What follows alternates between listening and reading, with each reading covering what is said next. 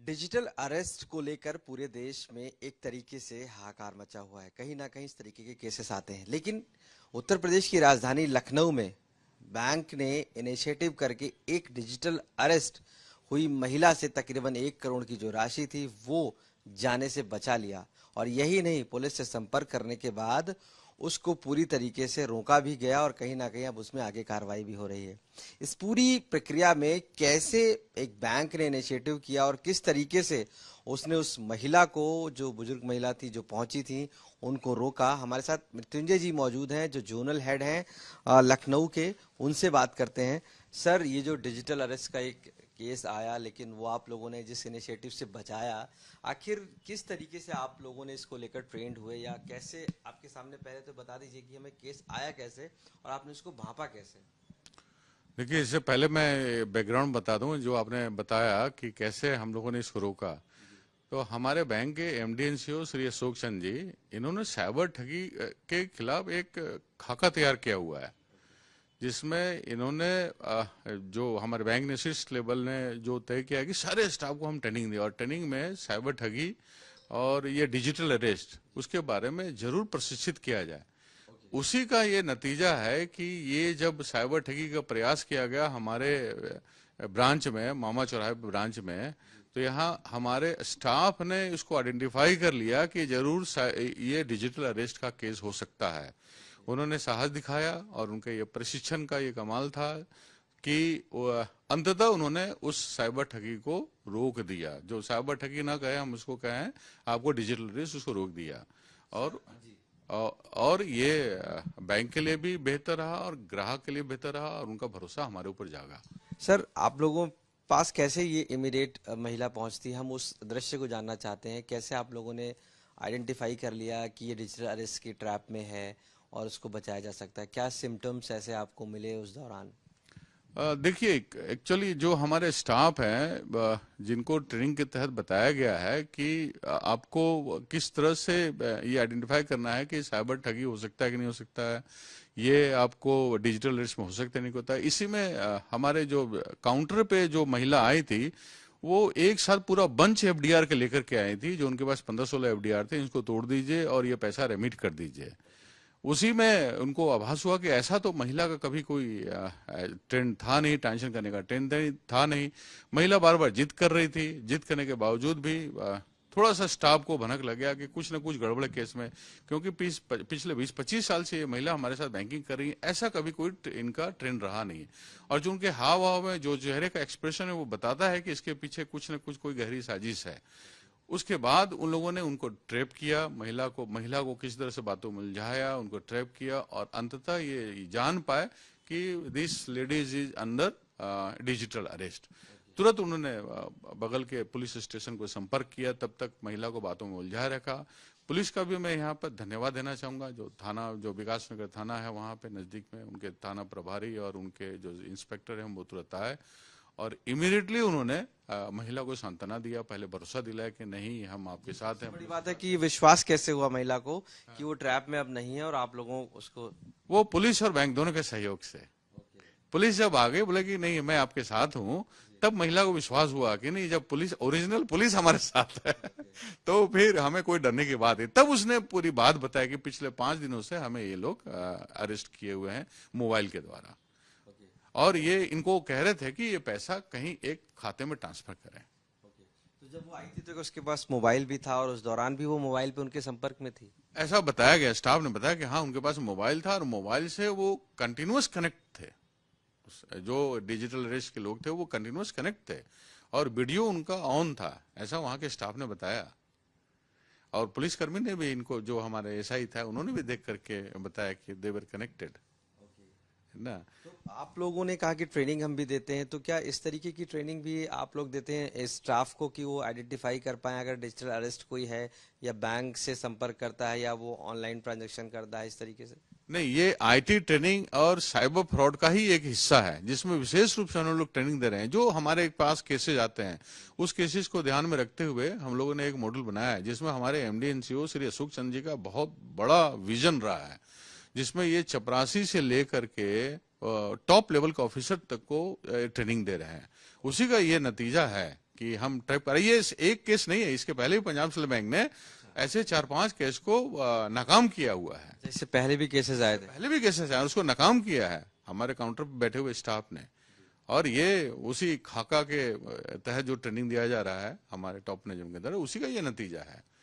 और हम कटिबद्ध हैं कि हम जब तक संभव सकेगा तब तक हम कस्टमर के हार्ड अर्न मनी को हम जाने नहीं देंगे इस तरीके से। महिला वो खुश थी, उसके बाद जब आपसे संपर्क हुआ, पुलिस से संपर्क हुआ, उसको एहसास हुआ, फिर बातचीत जब आपसे हुई? Yes, now see is happy. अब उसको एहसास है कि उनका पैसा बच गया। 2 करोड़ रुपया उनका जाने वाला था, करीब 1 करोड़ 15 लाख हमारे बैंक में था, कुछ आईसीआईसीआई बैंक में, कुछ बैंक ऑफ बड़ौदा में, सारे पैसे उनके बच गए।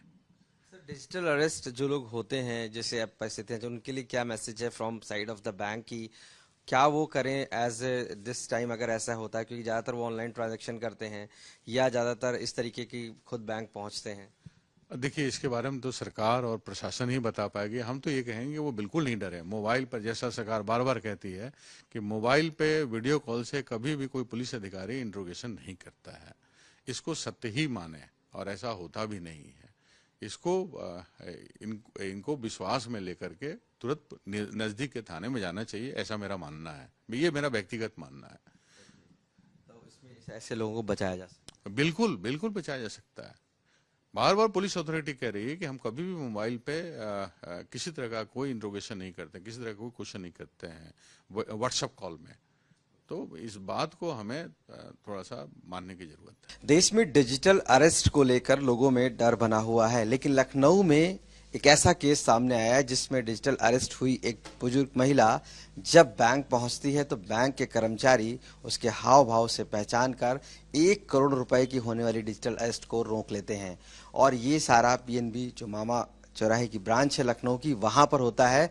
आखिर किस तरीके से उन महिला कर्मचारियों ने और बैंक के जो मैनेजर हैं उन्होंने मिलकर इस पूरे डिजिटल अरेस्ट को रोका है, हम उस बैंक में मौजूद हैं और उनसे खुद बात करते हैं कि आखिर कैसे उन तक वो महिला पहुंचती हैं और जिसके बाद वो 1 करोड़ रुपए की तकरीबन होने वाली डिजिटल अरेस्ट को रोकती हैं। हमारे साथ ये मौजूद है, एम्प्लॉई हैं यहाँ की। क्या नाम है आपका? सर अंकिता सिंह। अंकिता जी, जब डिजिटल अरेस्ट वाली जो महिला यहाँ पर आई थी वो किस हाव भाव के साथ आई थी और किस तरीके से आपको फर्स्ट जो इंटरेक्शन हुआ आपसे, कैसे आपने आइडेंटिफाई किया कि वो डिजिटल अरेस्ट है? सर मंडे का दिन था और लगभग रहा होगा 12:30 का टाइम अप्रॉक्स, क्योंकि वो जब अंदर आई तो यही मेरे काउंटर पे सबसे पहले आई और वो पूरा एफडी लेकर के आई थी और उन्होंने एक टोन में एक ही सेंटेंस में सब बोल दिया था कि मैडम ये मेरी एफडी है, सारी एफडी मुझे ब्रेक करनी है, सब अकाउंट में लेकर के मुझे पैसा सेंड करना है, ऐसे करके। तो मैंने कहा कहाँ भेजना है आपको पैसा? मुझे एक फॉर्म चाहिए, जो वो फॉर्म चाहिए जिससे पैसा भेजा जाता है। मैंने कहा कौन सा फॉर्म चाहिए? मुझे आरटीजीएस करना है। तो मतलब उन्हें ऐसा लग रहा था कि वो सब रट के आई हुई है कि मुझे ऐसे ऐसे करके ये भेजना है। बस उन्हें किसी ने कहा था ये चीज कि आप ब्रांच जाइएगा, ये बाद में उन्होंने बताया कि आप ब्रांच जाइएगा, किसी से बात करने की जरूरत नहीं है, अपनी एफडी सारी ब्रेक करा के तुरंत फंड मेरे को आरटीजीएस कीजिएगा, अगर कोई भी आपको प्रॉब्लम है तो ब्रांच के बाहर निकल के बात कीजिएगा मुझसे। ये सब उन्होंने बाद में बताया। फिर जब मुझे उनके सेंटेंस पे थोड़ा सा डाउट हुआ, फिर हमने उनको कन्विंस किया। अब एज अ बैंकर मैं तो क्लोजिंग के दिमाग में रहूंगी कि 15 दिन में मेरी क्लोजिंग ना बिगड़ जाए। करोड़ों का फंड है, एफडी जब मैंने पलटी तो मोटा मोटा जोड़ा तो 1 करोड़ के ऊपर फंड जा रहा था। तो मैंने सोचा कि ये फंड को रोकने का कोशिश तो है, कोई भी करेगा। फिर मैंने सोचा कि पूछते हैं, तो बोली मुझे बच्चों में पैसे बांटने हैं। फिर भी मेरे दिमाग में आया कि अगर बांटने ही है तो 15 दिन बाद बांट दीजिएगा, लेकिन अब उनको तो नहीं कह सकते भाई, फंड उनका है, पैसा उनका है, जहां चाहेगी जाएंगी। फिर हमने कहा कि ठीक है मैडम, कोशिश करते हैं, बैठिए। फिर वो अपना लिखने के लिए वहां बैठी अपना, मैंने कहा प्रोसेस शुरू कीजिए आप, क्योंकि वो बहुत रिजिड थी, वो मानने को तैयार ही नहीं थी कि मुझे फंड अपना ले ही जाना है, तोड़वाना है सारी एफडी। मैंने कहा ठीक है आप प्रोसेस शुरू कीजिए। सर उस समय बिजी थे हमारे मैनेजर सर, मैं केबिन में नहीं गई। फिर वो इधर से जब क्रॉस हुए मैंने उनको रोका, मैंने कहा सर 1 मिनट सुनिएगा। कॉर्नर में ले जाके मैंने कहा धीमे से, सर ये महिला बैठी हुई है, बुजुर्ग है, इनके हाथ में कम से कम 12-13 एफडीज हैं, फंड 1 करोड़ के ऊपर जा रहा है और ये ब्रेक करके आरटीजीएस करने की बात कर रही है, लेकिन ये जो आंसर दे रही है ये मुझे कन्विंस नहीं कर पा रही है कि ये इनका जो पैसा है वो सही जगह जा रहा है, तो इनको थोड़ा सा बिठाइए, बात कीजिए, कंसोल कीजिए।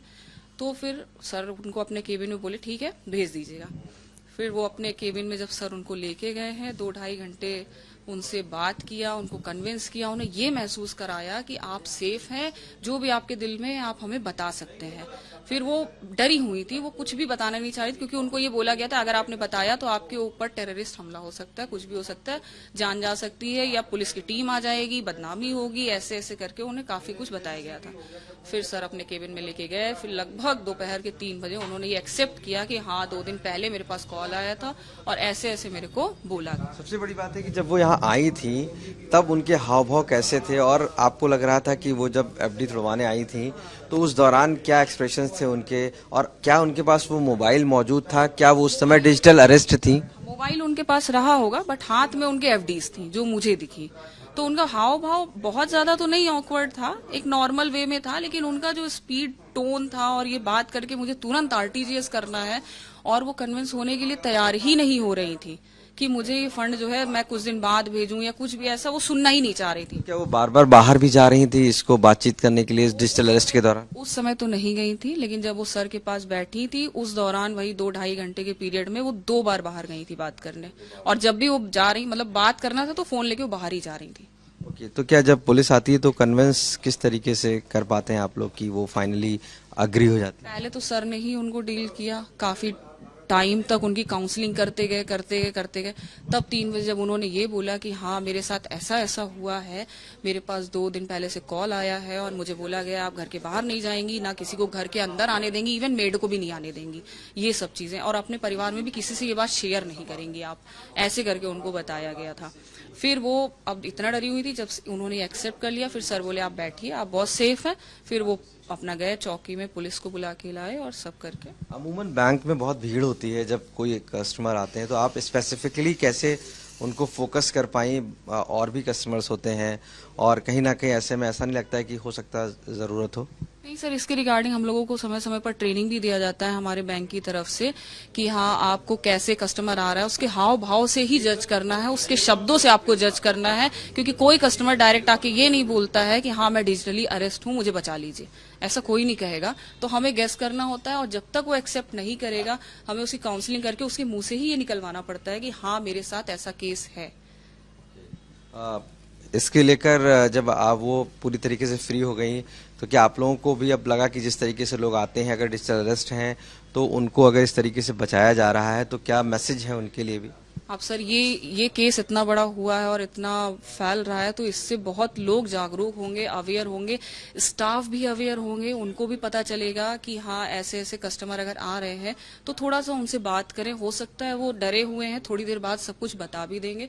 और वैसे भी जो बुजुर्ग लोग भी हैं तो या कोई भी पब्लिक हो, आम पब्लिक भी थोड़ा सा अवेयर रहें। तो ये अंकिता जी हैं, साफ तौर से यहाँ पर एम्प्लॉई हैं बैंक में, और इनके साथ में और भी एम्प्लॉइज हैं और वो भी मौजूद थी उस दौरान, उनसे भी पूछ लेते हैं। आप मौजूद थी उस दौरान जब ये हो रहा था? नहीं थी मैं तो। आप नहीं थी? नहीं। काफी ज्यादा एम्प्लॉइज हैं वो रहते हैं, लेकिन जिस दौरान ये हुआ यही वो रास्ता है जहां पर वो महिला पहुंचती हैं, और महिला पहुंचने के बाद इसी जगह से आकर वो यहाँ पर रुकती हैं, और ये जो मे आई हेल्प यू काउंटर है 1 नंबर का, यहाँ पर आकर वो जो अंकिता एम्प्लॉई हैं उनसे बातचीत करती हैं और एफडी तुड़वाने के लिए, हालांकि उस दौरान बैठने के लिए कहा जाता है कि आप बैठिए, चूंकि जो हाव भाव होते हैं, जो एक्सप्रेशन से, उससे जरूर ये शक जाहिर होता है कि कहीं ना कहीं वो महिला डिजिटल अरेस्ट के लिए ट्रैप हुई हैं, और इसको आइडेंटिफाई करने के लिए बैंक के मैनेजर सहित जो एम्प्लॉई हैं वो सभी लग जाते हैं, और ऐसे में कोशिश की जाती है कि आखिर एग्जैक्ट जो डिटेल है वो जानकारी की जाए कि किस तरीके से वो महिला इस ट्रैप में है, क्योंकि ये सारी चीज़ें के लिए भी काफ़ी ज़्यादा कुछ जानकारी की गई। इस समय जो मैनेजर हैं यहाँ के, उनसे भी हम बात कर लेते हैं कि आखिर वो किस तरीके से इस पूरे डिजिटल अरेस्ट को अपने कॉग्निजेंस में ला पाए, कैसे वो समझ पाए। सर क्या नाम है आपका? सर मैं श्रवण राठौर, वरिष्ठ शाखा प्रबंधक पंजाब नेशनल बैंक मामा चौराहा। ओके सर, जब वो महिला यहाँ पर आई आपने काफ़ी ज़्यादा उसको हैंडल किया, कन्विंस किया, आखिर कैसे आपने उसको ये कन्विंस कर पाने में सक्षम हुए कि वो डिजिटल अरेस्ट हुई? ये हमारे सर बैंक का एक प्रोटोकॉल है कि जब भी कोई एफडी टूटे, खास करके कोई बड़ा अमाउंट अगर इन्वॉल्व होता है तो उससे एक कन्वर्जेशन बहुत ज़रूरी है, क्योंकि उसके कई सारे मायने होते हैं। ये डिजिटल अरेस्ट तो रेयर घटनाएं हैं और उसके कई सारे मायने होते हैं कि कई बार होता है कि कस्टमर का नुकसान भी हो जाता है, एफडी उसकी पता चला कि नियर बाई मैच्योरिटी है और वो उसको ब्रेक कराने के लिए आ गया, क्योंकि उसे जानकारी नहीं है, उसको आवश्यकता है, तो उस नीड को फुलफिल करने के लिए वो उसको ब्रेक कराने के लिए आ जाता है।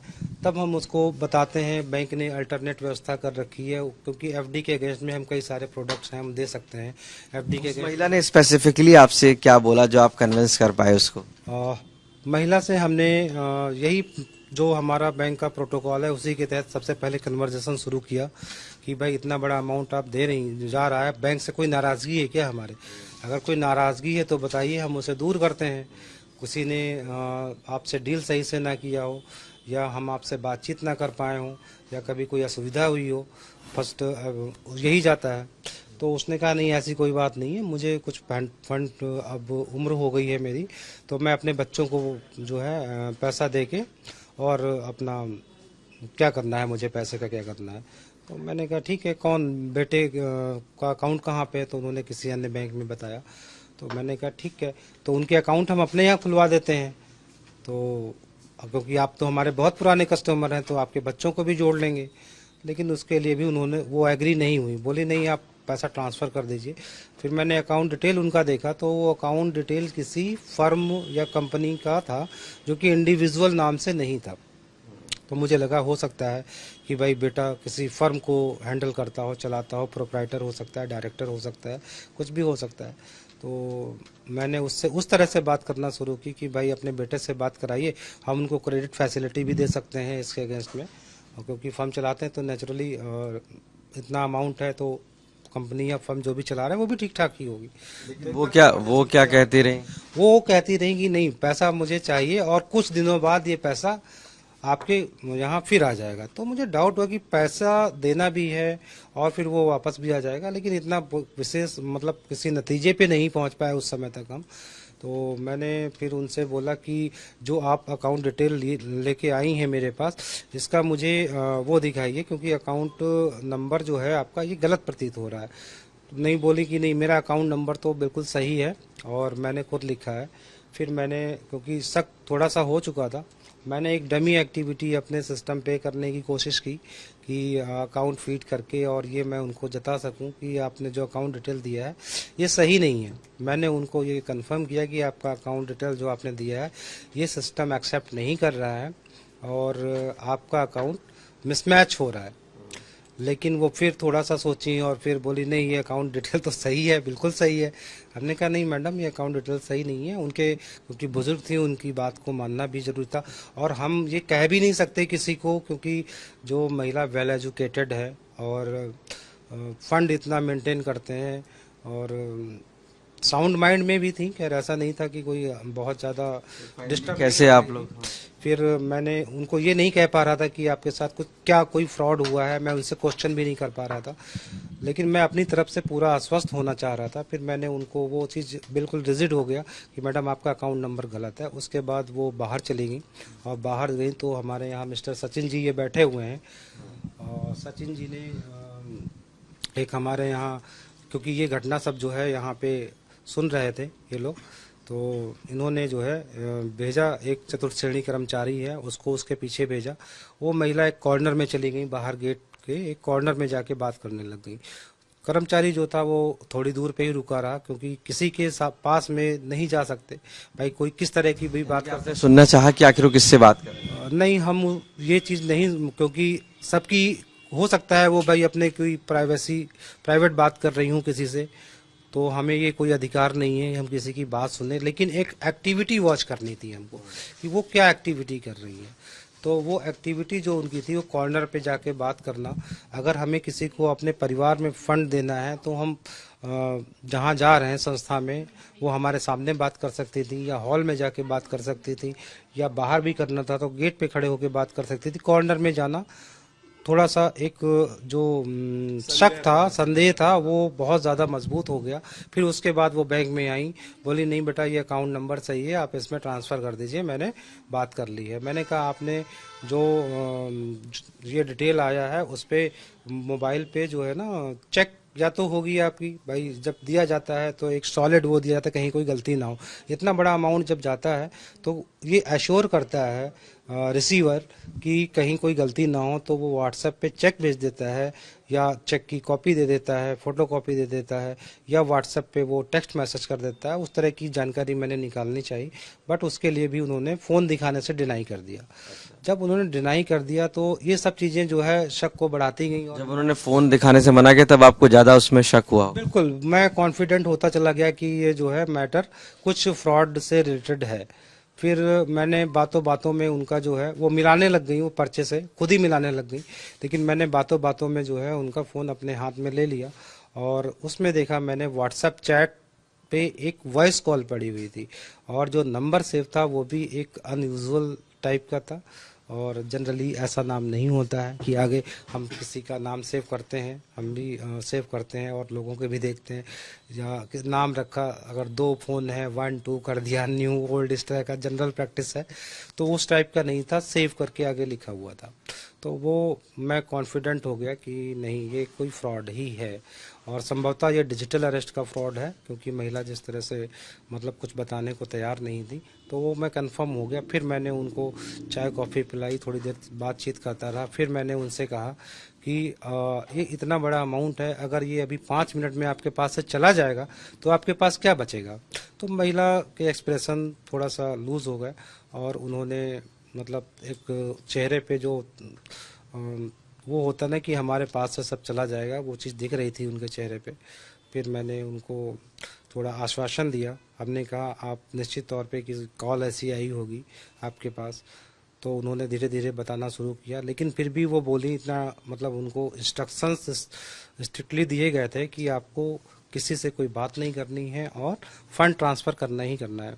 तो वो उसी को फॉलो कर रही थी। एक तरह से उनका माइंड जो है हैक कर लिया गया था। फ़ोन तो हैक होता है, सुनते ही हम लोग, लेकिन डिजिटल अरेस्ट में जैसा कि हमने देखा यहाँ पे लाइव, वो उनका एक तरह से माइंड हैक कर लिया गया था। हमारे बताने के बावजूद भी वो फंड ट्रांसफ़र करने के लिए रेडी थी। फिर मैंने उनको पूर्ण रूप से आश्वस्त किया कि आपको यहाँ पे कोई खतरा नहीं है और डिजिटल अरेस्ट जैसी कोई चीज़ होती ही नहीं है, कि ऐसा कोई प्राविधान है ही नहीं कि किसी को डिजिटली अरेस्ट किया जा सके। कोई अगर मामला हो, क्या वो डिजिटल अरेस्ट अपने आप बता रहे थे कि आपने उनको बोला? जैसा कि उन्होंने बताना शुरू किया था, मैंने बताया कि धीरे धीरे मैंने बात करनी शुरू की कि उनको कॉल आया था, उनको इंस्ट्रक्शन दिए गए थे और कैसे वो अग्री हुई? जो मनी लॉन्ड्रिंग का मामला उनको धमकाया गया और दिल्ली वाले ब्लास्ट में मनी का शामिल होना बताया गया। ये सारी चीज़ें, पीछे का जो बैकग्राउंड उन्होंने बताया कि ऐसे ऐसे क्रिएट किया गया था एक सीबीआई या पुलिस डिपार्टमेंट टाइप का। तो उससे सब ये जाहिर हो गया था कि ये डिजिटल अरेस्ट का मामला है। तो मैंने उनको बताया कि ये डिजिटल अरेस्ट कुछ होता ही नहीं है, इससे डरने घबराने की कोई ज़रूरत नहीं है। फिर भी मैंने नज़दीकी पुलिस थाना और पुलिस चौकी को फ़ोन कर दिया था उनकी आश्वासन के लिए कि आप सुरक्षित हैं, आपको कोई खतरा नहीं है। फिर उन्होंने तुरंत ही हमारे नज़दीकी पुलिस चौकी से मिस्टर यादव जी हैं, वो आ गए और हमने इस घटना की जानकारी अपने मंडल प्रमुख कार्यालय जो हमारे राम बाबू जी हैं उनको दी। उन्होंने हमारे मंडल प्रमुख श्री राजकुमार सिंह जी, उनको उन्होंने एक्सेप्ट किया कि वो डिजिटल अरेस्ट थी। डिजिटल अरेस्ट उनको पता नहीं था एक्चुअली डिजिटल अरेस्ट कुछ होता है। वो जो घटना है, फाइनली क्या बताया कि कहाँ थे? उन्होंने यही बताया कि हमें ऐसे ऐसे इंस्ट्रक्शन दिए गए हैं, ऐसे फ़ोन आया था और जो किस बात पर अग्री हुई बताने को लेकर, क्योंकि वो जब कन्विंस नहीं हो रही थी? मैंने उनको बताया कि आपका पैसा जा रहा है और आपके पास इसके पास अकाउंट खाली हो जाएगा, अब आपके पास क्या बचेगा। फिर वो वहाँ पे टूट गई वो वहाँ पे। फिर वहाँ पे उन्होंने धीरे धीरे घटनाओं को जिक्र करना शुरू किया। तो फाइनली इस तरीके से आप उनको सेव कर पाए कि जो उनका पैसा था। तो क्या वो कितना खुश थे इसके बाद और उन्हें किस बात का फिर एहसास हुआ? हाँ, इस बात का उन्हें काफ़ी एहसास हुआ कि वो सब कुछ जो है हो रहा था उनके साथ बहुत गलत हो रहा था और वो एक किसी बड़े फ्रॉड के शिकार में फंस गई थी और उनका सारा पैसा जा रहा था। उन्होंने इस बात को यहाँ पे एग्री किया कि हम तो बर्बाद होने के लिए ही आ गए थे। वो तो बैंक के अलर्टनेस, पूरे स्टाफ के आपके अलर्टनेस ने हमें बचा लिया, अदरवाइज हमारे पास शायद कुछ नहीं बचता। पुलिस ने इसमें कुछ किया? जी पुलिस ने उस हाँ, पुलिस अपने स्तर पे कार्रवाई कर रही है जहां तक हमें जानकारी है। क्या उस दौरान डिजिटल अरेस्ट जब वो थी तो उस दौरान क्या आप लोगों की उस फ्रॉड से बात हुई या पुलिस की बात हुई? नहीं, हमारी बात नहीं हुई। हमने वो फोन नंबर जरूर टैप करके नोट कर लिया था। जब मैंने बातों बातों में उनसे फोन ले लिया था, वो दे नहीं रही थी और मैं इसी सीट पे बैठा हुआ था, ऐसे देख रहा था, तो वो इतने इंस्ट्रक्शन दिए गए होंगे कि किसी के हाथ में फोन नहीं देना है। वो उस सीट पे बैठी थी और वहां से उठ के यहाँ पे आ गई कि फोन पे मैं कुछ कर ना दूं, लेकिन मैंने टैप करके वो फ़ोन नंबर ज़रूर नोट कर लिया था। पुलिस अधिकारी जब आए थे तो मैंने वो फ़ोन नंबर उनको दे दिया था। वो उसी दौरान फिर एक बार फ़ोन आया तो बात की महिला ने, तो उनसे पूछा कि आप जो है काम हुआ कि नहीं हुआ। वो लाउड स्पीकर पे डलवा दिया गया था फ़ोन, पुलिस बैठी हुई थी, उन्होंने लाउड स्पीकर पे डलवा दिया था। तो उन्होंने बोला, यहाँ से हम लोगों ने क्योंकि बोल दिया था कि आप बोल दीजिए कि रास्ते में हैं, पहुँच रहे हैं, तो उन्होंने ऐसा बोला। फिर हमारे चौकी इंचार्ज महोदय जी जो थे, उन्होंने भी जो है बात की, लेकिन उनकी आवाज़ सुनते ही फ़ोन कट कर दिया गया उधर से। फाइनली वो डिस्कनेक्ट। हाँ, डिस्कनेक्ट कर दिया गया। और मैं एक मैसेज जरूर देना चाहूँगा अपने पंजाब नेशनल बैंक की तरफ से आम जनता को जो इससे अनअवेयर है। वैसे तो बहुत लोग आज का यूथ जो पब्लिक है सब अवेयर है, लेकिन रेयर घटनाएं हो भी जाती हैं, इक्का दुक्का होती रहती हैं। तो डिजिटल अरेस्ट नाम की कोई चीज़ होती नहीं है, इससे बिल्कुल ना डरें। इस तरह का कोई कॉल आता है, कोई आपको वीडियो कॉल आए, वॉइस कॉल आए, आप बिल्कुल जो है उससे ना घबराएं और उसको उसी की भाषा में जवाब दें। वो कुछ नहीं कर पाएगा आपका, क्योंकि ऐसा कोई प्राविधान ही नहीं है कि जो डिजिटल अरेस्ट कर सके। ठीक है, धन्यवाद। तो हमारे साथ मौजूद थे इस बैंक के मैनेजर, जिन्होंने बताया कि किस तरीके से उस महिला को कन्विंस किया गया, किस तरीके से उसको ये पूरा देखा गया कि वो डिजिटल अरेस्ट है, जिसके बाद उसने इस बात को एक्सेप्ट भी किया और ये पाया कि वो डिजिटल अरेस्ट थी उस दौरान जब पुलिस और बैंक मैनेजर ने फ़ोन के जरिए बात करने की कोशिश की उस फ्रॉड से, तो उसने डिस्कनेक्ट कर दिया फ़ोन। फाइनली उस महिला को तकरीबन 1 करोड़ की जो डिजिटल अरेस्ट थी और वो पैसा ट्रांसफ़र करने वाली थी, उसको बचाया जा सका। तो इस प्रकरण को पूरा लेकर हालांकि पुलिस भी इन्वॉल्व थी, लेकिन बैंक के लोगों ने, कर्मचारियों ने, मैनेजर ने जो सूझबूझ दिखाई, जिसके चलते एक जो महिला थी बुजुर्ग, वो कहीं ना कहीं इस डिजिटल अरेस्ट के फ्रॉड से पूरी तरीके से बच सकी। लखनऊ से कैमरा पर्सन संदीप दुबे के साथ मैं आशीष श्रीवास्तव, आज तक।